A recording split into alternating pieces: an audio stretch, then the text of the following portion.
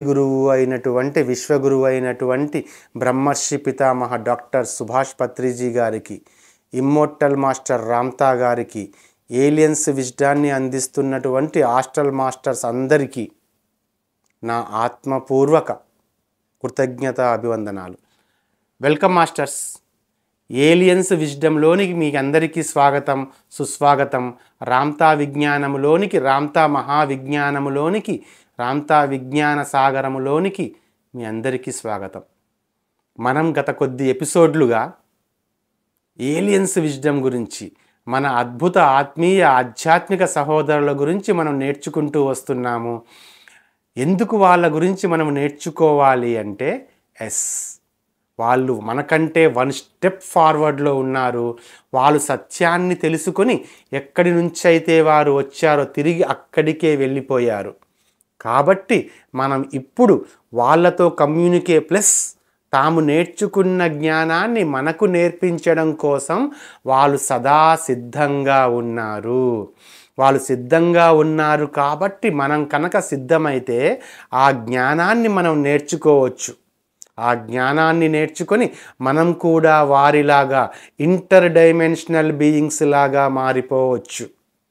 Masters, Ramtha ఒక inter dimensional being, Jesus Christ ఒక inter dimensional being, Buddha ఒక ఇంటర్ డైమెన్షనల్ బీయింగ్, ముహమ్మద్ ఒక ఇంటర్ డైమెన్షనల్ బీయింగ్, మైఖేల్ ఒక inter dimensional being.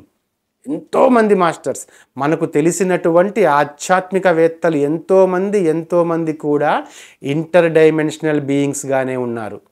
మనము కూడా ఎప్పుడైతే ఇంటర్ డైమెన్షనల్ బీయింగ్స్గా బహుముఖ కోణాల నుంచి సత్యాన్ని అర్థం చేసుకునే సామర్థ్యాన్ని కలిగి ఉంటామో, మన మస్తిష్కాన్ని ఏకకాలంలో అనేక తలాలతో అనుసంధానం చేయగల సామర్థ్యం కలిగి ఉంటామో, అప్పుడే మనం ఆధ్యాత్మికతలో ఉన్నటువంటి అసలైన మార్గంలోనికి మనం వెళ్ళినట్టు. అందుకనే వారు మనకి ఇంటర్ డైమెన్షనల్ బీయింగ్స్ అయిన వారు మనకి జ్ఞానాన్ని నేర్పించడం కోసం సదా సిద్ధంగా ఉంటూనే ఉన్నారు మాస్టర్స్. మరి వారు ఎక్కడ ఉన్నారు? మరో పాలపుంతలో ఉన్నారా? మరో తలంలో ఉన్నారా? భూతలం మీద ఉన్నారా? ఈ 3 కూడా వాస్తవాలే. మన భూమిలో, మన భూతలానికి, మన భూమి యొక్క వాతావరణ పొరకి అత్యంత దగ్గరగా కూడా కొద్దిమంది ఏలియన్స్ ఉన్నారు. చాలా తెగలు ఉంటాయి మాస్టర్స్ వాళ్ళలో. రేసెస్ అంటారు. ఆ రేసెస్, ఇప్పుడు మనకైతే భూతలం మీద మానవుల్లో జాతులు, కులాలు, మతాలు ఉంటాయి. కానీ అక్కడ వాళ్ళలో రేస్ అంటే అర్థం ఏంటంటే, వాళ్ళు ఏ ప్రాంతానికి సంబంధించిన వాళ్ళైతే ప్రాంతాన్ని బట్టి వారి యొక్క రేస్ నిర్ణయించబడుతుంది. అంటే కొద్దిమంది నార్త్ స్టార్కి అవతల ఉన్న వాళ్ళు ఉన్నారు, కొద్దిమంది సూర్యునికి అవతల ఉన్న వాళ్ళు ఉన్నారు, కొద్దిమంది ఏమో మన భూతలంలోనే ఉన్న వాళ్ళు ఉన్నారు, ఇంకొద్దిమంది మన భూతలం లోపల ఉన్నటువంటి పాతాళ లోకాలలో ఉన్న వాళ్ళు ఉన్నారు, కొద్దిమంది భూతలం మీద ఉన్న వాళ్ళు కూడా ఉన్నారు. మనం వీరందరి గురించి, వీరందరికీ సంబంధించినటువంటి సమాచారం గురించి పూర్తి సమాచారం రామ్తా మాస్టర్ మనకు అందించారు. రామ్ అందించినటువంటి ఆ సమాచారాన్ని మనం సంపూర్తిగా అధ్యయనం చేద్దాం మాస్టర్స్. ఎప్పుడైతే మనం ఈ సమాచారాన్ని సంపూర్తిగా అధ్యయనం చేస్తామో అప్పుడు మనం వాళ్ళతో కమ్యూనికేషన్, మళ్ళీ మనం గత ఎపిసోడ్లలో చెప్పుకున్నట్టుగా 3500 సంవత్సరాల నుంచి ఆ సంబంధ బాంధవ్యాలన్నీ, రాకపోకలన్నీ కట్ చేయబడ్డాయి. ఎందుకు కట్ చేయబడ్డాయి అంటే మతం యొక్క ఆవిర్భావం గురించి మాట్లాడుకున్నాము. అలాగే వాళ్ళు ఉన్నారని సైన్స్ కూడా నమ్ముతుంది మాస్టర్స్. స్టీఫెన్ హాకింగ్ లాంటి శాస్త్రవేత్తలు వారు ఉన్నారు అని చెప్పి సైంటిఫిక్గా రుజువు చేశారు. వారితో కమ్యూనికేషన్ కోసం అత్యధిక పౌనపుణ్యం గల రేడియో తరంగాల్ని కూడా పంపించారు. మేమిక్కడ ఉన్నాం, భూతలం మీద మానవులం, మీరెక్కడైనా ఉంటే మాతో కమ్యూనికేషన్తో రండి అని. పాపం స్టీఫెన్ హాకింగ్ గారికి సైన్స్ మాత్రమే తెలుసు, స్పిరిచువాలిటీ తెలియకపోవచ్చు. వాళ్ళకి తెలుసు మనం ఉన్నామని. వాళ్ళకి ఎలా తెలుసు మనం ఉన్నామని? వాళ్ళు మొట్టమొదట మనలాగే జన్మ తీసుకున్నారు కదా. వాళ్ళే మనము, మనమే వాళ్ళు.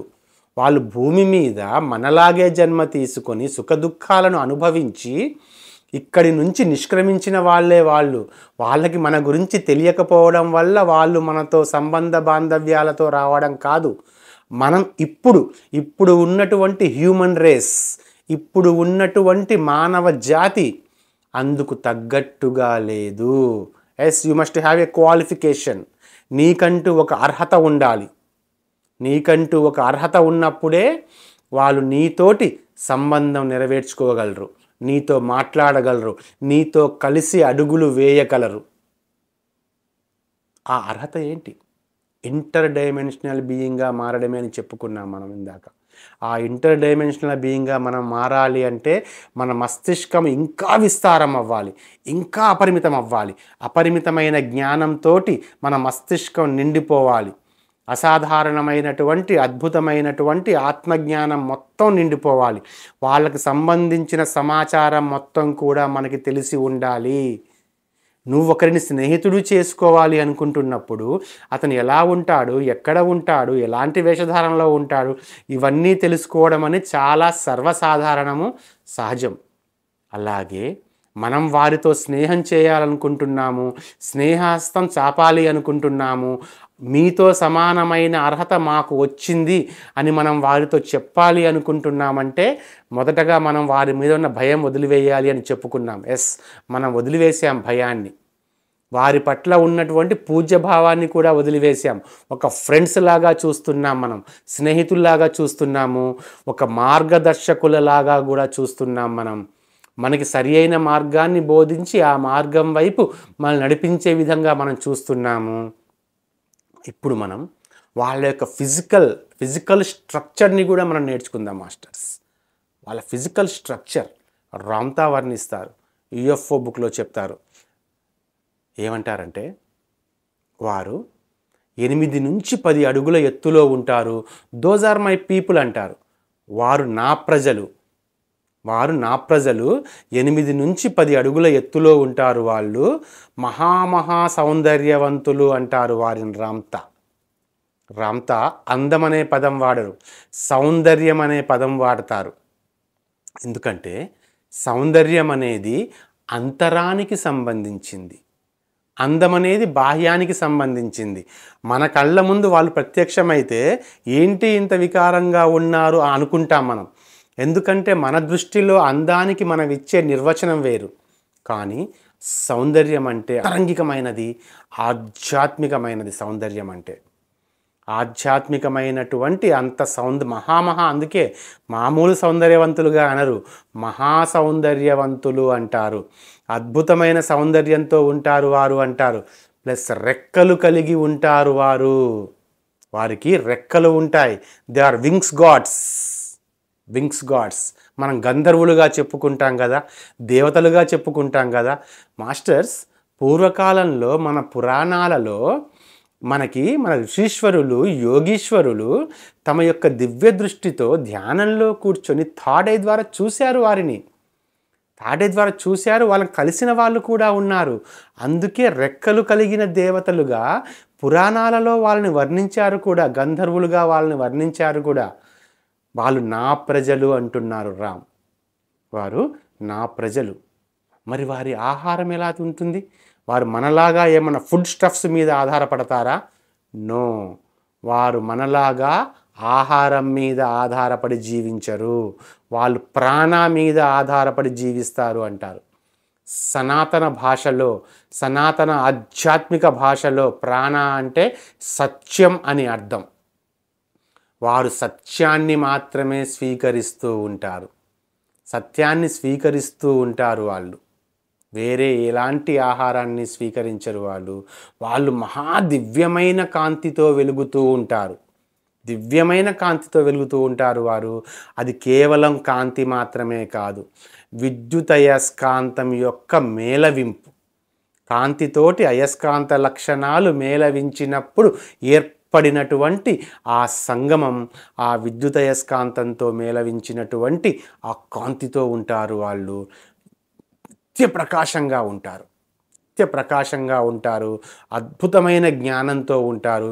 వైజ్ఞానిక ప్రకారంగా ఎంతో అద్భుతమైనటువంటి వాటిని సృష్టించగలటువంటి శిల్పులు వారు. వారి దగ్గర ఉన్నటువంటి అత్యాధునిక శాస్త్ర సాంకేతిక పరికరాలు ముందు మన యొక్క శాస్త్ర సాంకేతిక పరికరాలు ఎందుకు కూడా పనికిరావు. అంత వాళ్ళు చాలా మోడ్రన్గా ఉంటారు. వాళ్ళు కాలానికి కూడా అతీతులుగా ఉంటారు. వారి గ్రహాంతర నౌక ఉంటుంది కదా, ఒక్క సూర్యుని కిరణానికే మనం తట్టుకోలేకపోతున్నామే. వారి గ్రహాంతర నౌక 10,000 సూర్యుల తాలూకు వెలుగును కలిగి ఉంటుంది. ఒక్కసారి ఆలోచించండి మాస్టర్స్, 10,000 సూర్యుళ్ళు అంటే ఎంత వెలుగు, అది ఎంత ప్రకాశవంతంగా ఉంటుంది. ప్లస్ దాంట్లో ఇంకా ఎంత మోడ్రన్ టెక్నాలజీ అంటే ఇప్పటి మన శాస్త్రజ్ఞులు కనీసం ఊహకు కూడా ఊహించలేనటువంటి మోడ్రన్ టెక్నాలజీ ఆ గ్రహాంతర నౌకలో ఉంటుంది, ఆ యుఎఫ్ఓలో ఉంటుంది. అప్పుడప్పుడు వాళ్ళు ఆ గ్రహాంతర నౌకతోటి భూతలం మీదికి విహారానికి కూడా వస్తుంటారు. మనకేమో ఉల్కలు రాలిపడ్డట్టుగా కనబడుతూ ఉంటుంది, కానీ అది వాళ్ళ గ్రహాంతర నౌక. అయితే మాస్టర్స్, వాళ్ళ గ్రహాంతర నౌకలో తమ యొక్క గ్రహాంతర నౌకని కూడా, తమ యొక్క యుఎఫ్ఓని కూడా మనకి కనబడకుండా చేయగలిగే టెక్నాలజీ కూడా ఉంటుంది. ఎస్, వాళ్ళు కావాలి అనుకుంటేనే వాళ్ళ నౌక మనకి కనిపిస్తుంది. వారు వద్దు అనుకుంటే వాళ్ళకున్నటువంటి ఆధునిక సాంకేతికతతోటి ఆ నౌకని మన కంటికి కనబడకుండా చేయగలరు. ఎలా చేయగలరు అనుకుంటున్నారా? చాలా సింపుల్. మన కన్ను 24/7 24 ఫ్రేమ్స్ యొక్క ప్రకంపన వేగాలతో ప్రకంపిస్తున్న వస్తువునే చూడగలదు కదా. ఒక నిర్దిష్టమైన ప్రకంపన వేగంతో ప్రకంపిస్తున్న వస్తువునే చూడగలదు మన కన్ను. అంతకంటే ఎక్కువ ప్రకంపన వేగంతో తిరుగుతున్నప్పుడు మన కంటికి దాన్ని చూసే సామర్థ్యం కూడా ఉండదు. అక్కడి దాకా ఎందుకు మాస్టర్స్, ఫ్యాను ఆపు చేసినప్పుడు మనకి 3 రెక్కలు కనబడతాయి. ఫ్యాను 5 స్పీడ్లో తిరుగుతుంటేనే మనకి రెక్కలు కనబడవు. ఆ రెక్కలనే మన కన్ను చూడలేదు.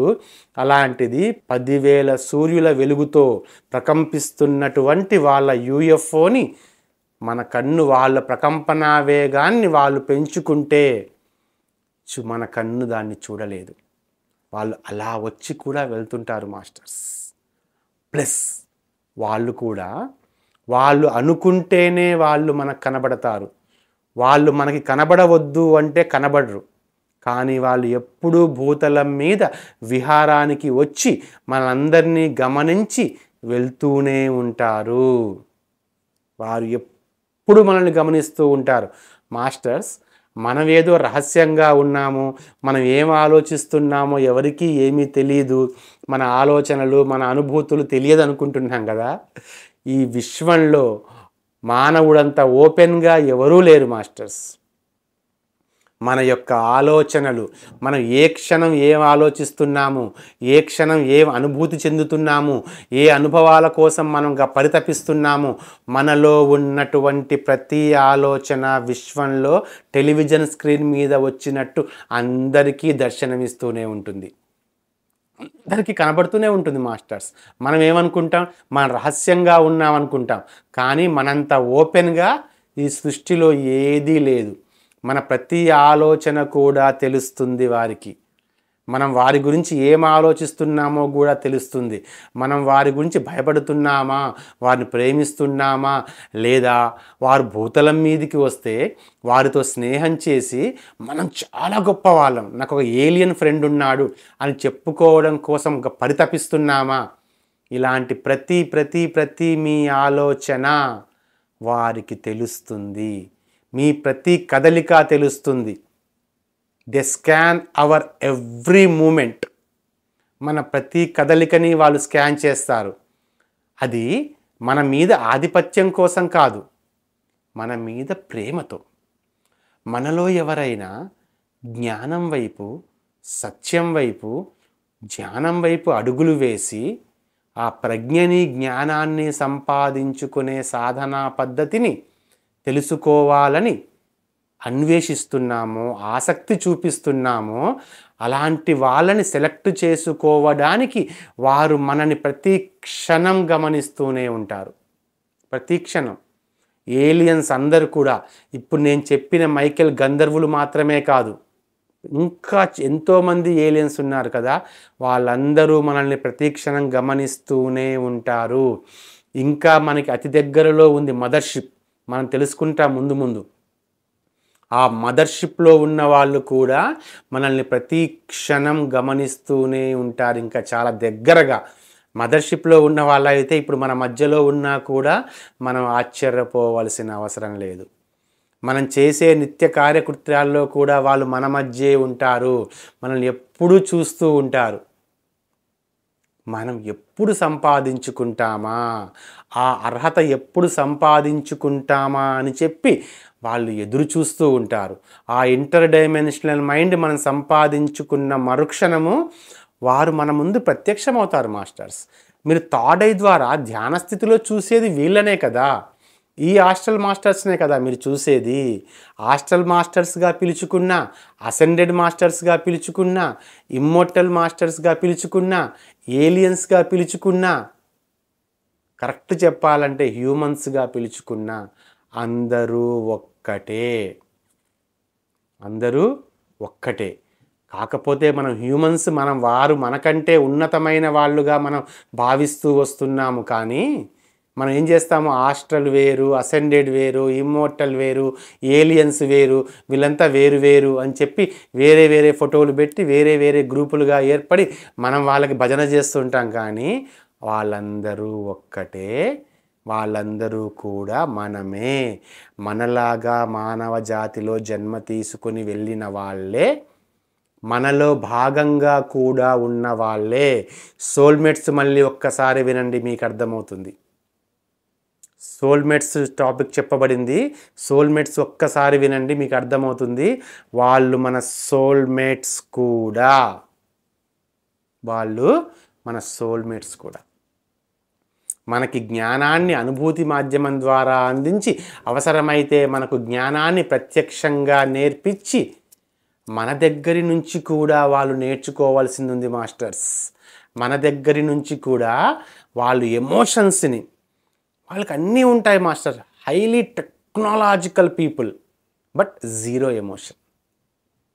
ఎస్, వాళ్ళు కూడా అంత అత్యున్నతమైన వాళ్ళు కాదు, మనలాంటి వాళ్ళే అని చెప్పుకుంటున్నాము. మనకున్న ఎమోషన్స్ లేవు వాళ్ళకి.